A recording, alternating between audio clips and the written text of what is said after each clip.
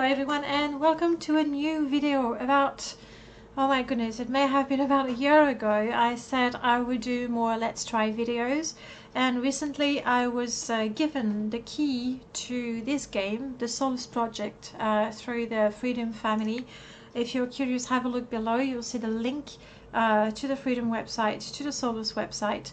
And so I decided that was a great opportunity. Now, if you look on the Steam page, you're going to see a bunch of trailers, you're going to see an awful lot of screenshots as well.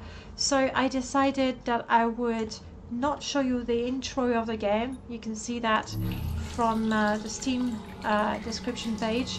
Not show you the first few minutes of gameplay because, again, you can see those very easily. Instead, I wanted to play the game quite a bit, so that I could tell you, what I think of the game. It says that it is a game about survival, exploration, it is sci-fi, you're on an alien planet, you have crash landed on the planet, and I must say it does what it says on the tin. I can show you right now the survival elements. You don't want to be too hot, you don't want to be too cold, you don't want to be hungry, you don't want to be thirsty, you don't want to not sleep, you don't want to fall.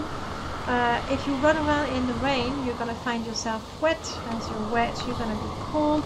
Likewise, obviously, if you're swimming. As you explore, you're going to find an awful lot of things. You can find, I'll show you what they look like. When an item is on the floor, there we go. It doesn't show until you get quite close to it. So really, the main thing about this game is be curious, be curious, be curious. You just have to go to the very last corner to see what's up, what's happening. As you explore, you want to discover a number of things. You want to find some items that allow you to survive. We have torches, we have food, we have water, rocks. When you start out, you need a tool. So these are survival items and you need them to survive the game. However, if I open my Explorer diary, you also find documents, and these are really important because they're going to tell you where you come from, what you're doing, what's happened. Hopefully it's a whole big mystery. So you collect those, you find pieces of paper such as the one that I had at my feet just a few seconds ago. Uh-oh, the earth is shaking. I'm just looking up to make sure it's not a meteor shower, because there's going to be meteor showers, cyclones that can kill you. There's so many ways you can die in this game. One way you are not going to die. Sure, let's. I don't want to pick up extra. My inventory is already full. One way you're not going to die is being attacked by alien creatures, monsters that come out at night or during the day. You're going to die because you are not very careful. So if you want something that is very fast-paced and you're going to wonder what's going to, appear from behind the rocks, you're not going to have any of that. Oh, it's snowing. However, you do get the tension from exploring very dark, tight caves, swimming, looking at the temperature dropping, wondering if you're going to make it. You go out to explore and all of a sudden you get a warning that you're getting thirsty, you're getting hungry, and you go, crap, where do I go from now? And you run, hopefully on time, to your source of heat, or you have enough roots to make your own fire, that sort of things. Exploring at night really is not the best idea. Let's have a bit of light. There are a few puzzles in the game. However, I would argue that the puzzles are not particularly difficult. Warning. Operator cold and wet. Yeah, right. Let's run back to my source of heat. I am sprinting. Let's go quickly. I was talking about the puzzle, sorry. There's my source of heat straight ahead. The puzzles in themselves are not particularly difficult. The difficulty is going to find the pieces of the puzzle. Once you have them, you can put it together, no problem. But because everything is so well hidden, if you're not curious, you're not going to find anything. Right now, when I've been running between here and that sort of a cylinder that we saw where I got the warning, there was a cave. And if you're not careful, you're just going to miss it very, very easily. Okay, I'm going back to my den. You see, I've gathered a whole bunch of things. In the game, I've been 6 days in there. I've been picking up plants. I've gathered a lot of bottles. Would you believe it? More interestingly, I have been picking up roots. They're here. This is where you survive. This is where I've been sleeping every single night. What is interesting about sleeping? It's not interesting, it's important. Sleeping will do two things for you. It's going to allow you to heal. Oh, cutting that. Yes, that's why I'm feeding the fire. There we go. Should be okay now. Temperature rising, drying. So sleeping is going to allow you to heal. Also, it's how you're going to save the game. So as you play, at least as I played, I got into the routine of, okay, it's getting cold now, night is falling, let's go back to the den, let's make a fire, let's open a tin of food or plants, because I have collected quite a few. Am I hungry now? No, I'm good. Drink a bit. Yes. Sleep and get ready for another day where I will pack up whatever resources I think I'm gonna need and say, alright, this time I'm gonna try to see what is further on the second beach to the right. And that's what you do.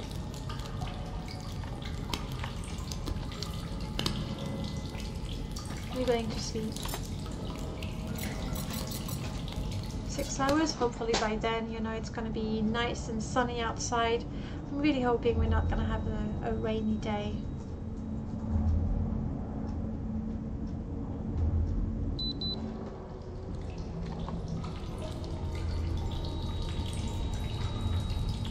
Fire is low, but that's okay.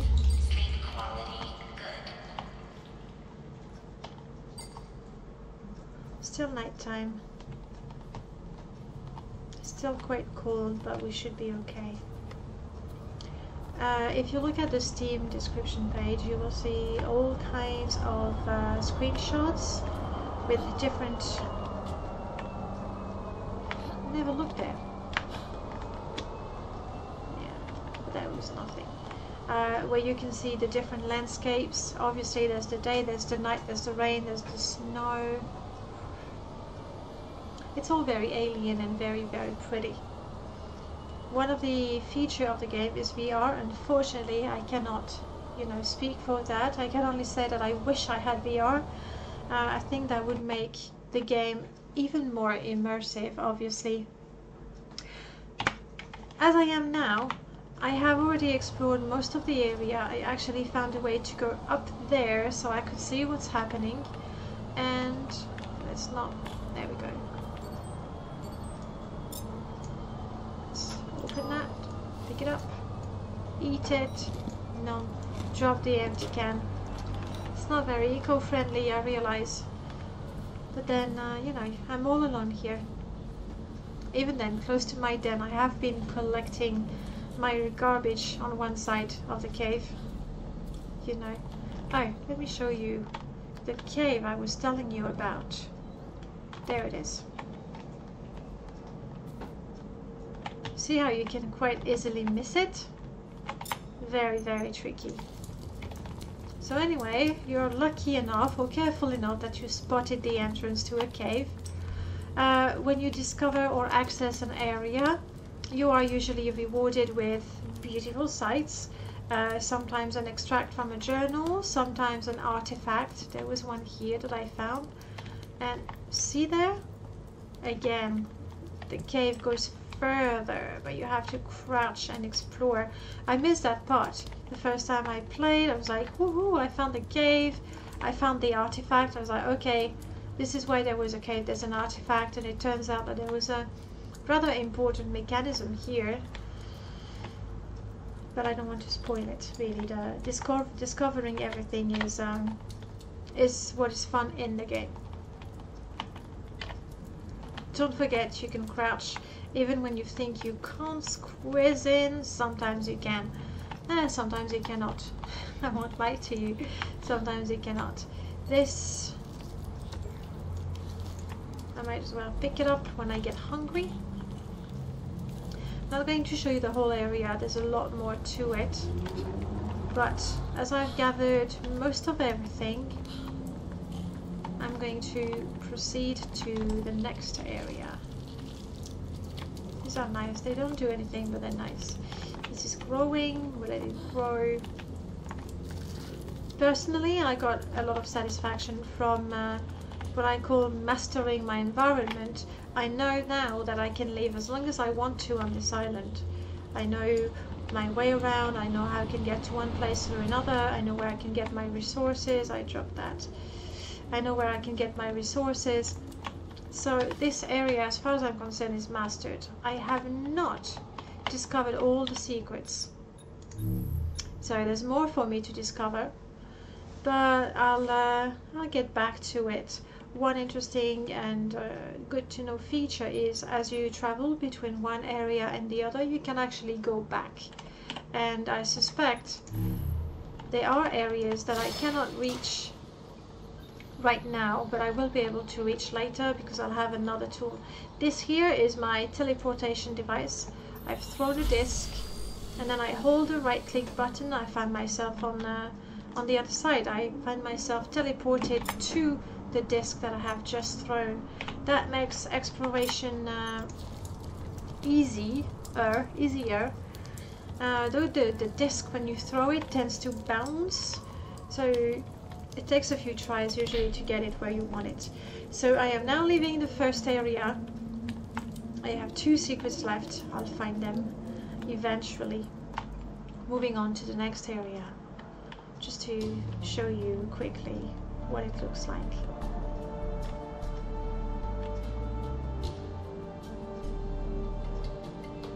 This tower, island tower, I've seen it in the distance. I've tried to swim to it, but I couldn't. I died of thirst in the water, which is ironic. I died of starvation, of exhaustion. I couldn't reach it, so I hope I can reach it later on, either through another way or I'll be better at swimming. So this is the second area. I haven't ventured very far in it. We are on the ground, that's for sure. Roots, if I need to make myself a fire. Though I suspect cold is not going to be a major issue because I'm underground.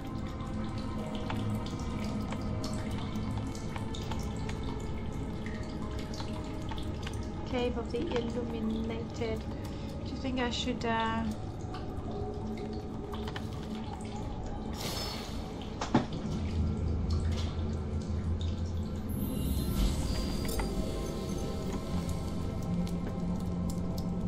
Yes, I should. This is one of the artifacts I mentioned, and this one is going to increase my resistance to starvation. Rather handy. And then we need to get out.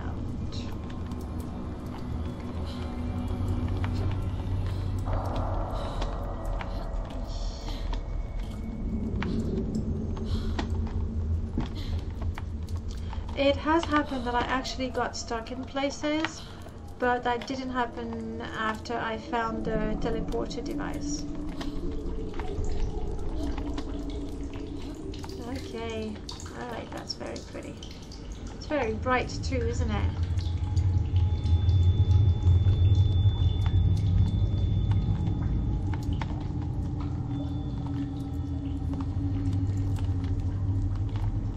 There's most definitely something down there. That's a place I ought to explore.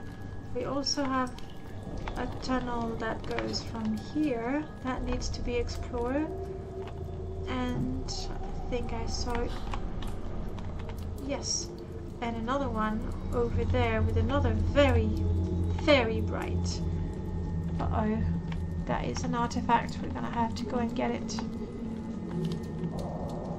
I'm gonna show you full damage. Yeah.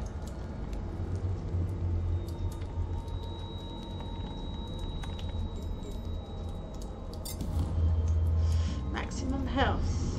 Will I be able to... Uh-oh. Let's drink, let's drink. Have I found a source of water yet?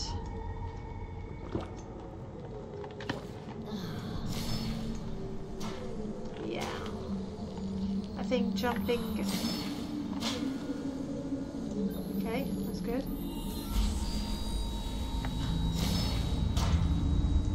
No, no, no, stay there, stay there.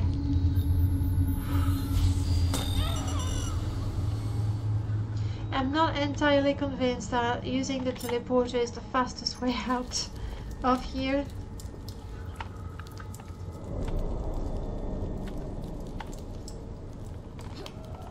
I think that was the first bright light.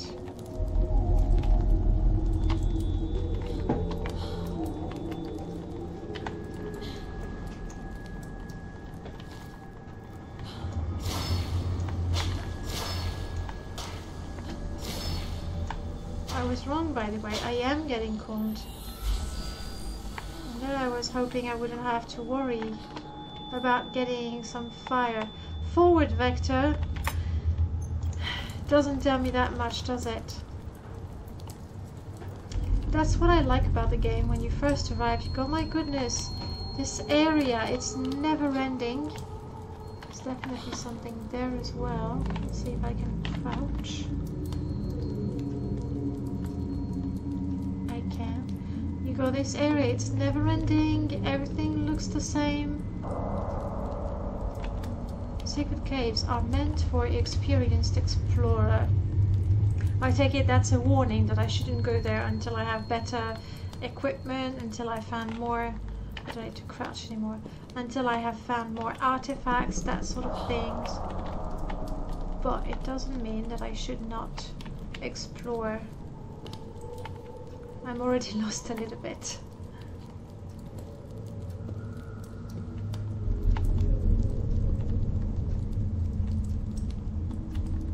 Because the landmarks, these pillars, these rocks are everywhere.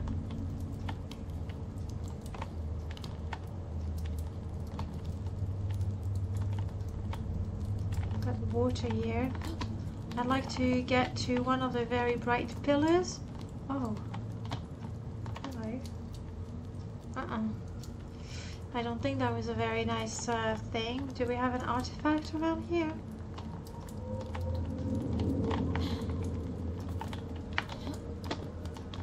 No artifact. That was just a piece of creepy scenery. I am so lost.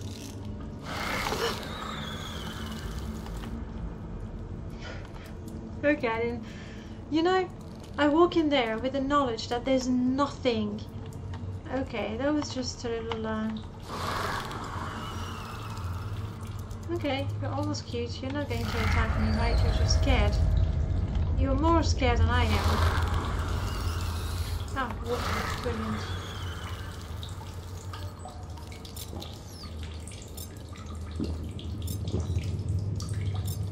Okay, that's quite enough water. Let me refill my bottle. Of course, it means I have to do it in the dark. And that is... nah. Like, please get to some place I recognize.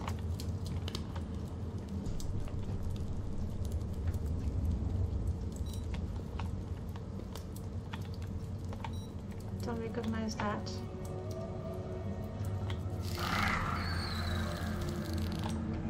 Surprise me. Okay, and even if I walk up next to them, they just don't do any damage. Okay, that was just surprising the first time round. Yeah. Star sign bestows a perk. Go ahead. Perk received. Thank you for that. So very much like Oblivion in Skyrim. Oops.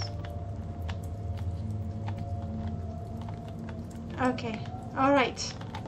We're back here, except the first time I went up there. Anyway, you do get the idea, don't you? Lots of things to explore. Get lost easily, but over time you go, right, this is where, oh, that's where I was, this connects, and you make the map in your mind, because there's no map in the game. And you know, at first I was like, where's the mini-map, where's the mini-map? But then I came to appreciate that you make the map in your head, and that's part of the challenge of exploring. This is it. Overall, if you like exploring, go for it. If you like reading on the background, the story, go for it. If you like collecting things, go for it. If you like pretty barren planets, go for it. On the other hand, if you want action, encounters, fights, you're not gonna get any of those. Yeah, sure, I did get a little startled there, but there was no fight. You still get the atmosphere. I wouldn't qualify the game as, and there we are, the earth is shaking again. I wouldn't qualify the game as a horror survival, but you do have some tension when you're, I mean, at least I had some tension exploring, especially now in the cave. This is an area I haven't explored much. I just went in the first corridor. That last bit was completely new. You do get some sort of oppressive atmosphere, and I can only imagine how good it is with VR, honestly. There it is, guys. I would recommend it. I know I will continue playing the game. I don't know if I'm gonna make a let's play or stream it. I feel that to play the game properly, you really need to pay attention to details, and I don't think that would be a lot of fun to watch. But what do you know? Anyway, thank you guys for watching. I hope to see you very, very soon. Bye bye.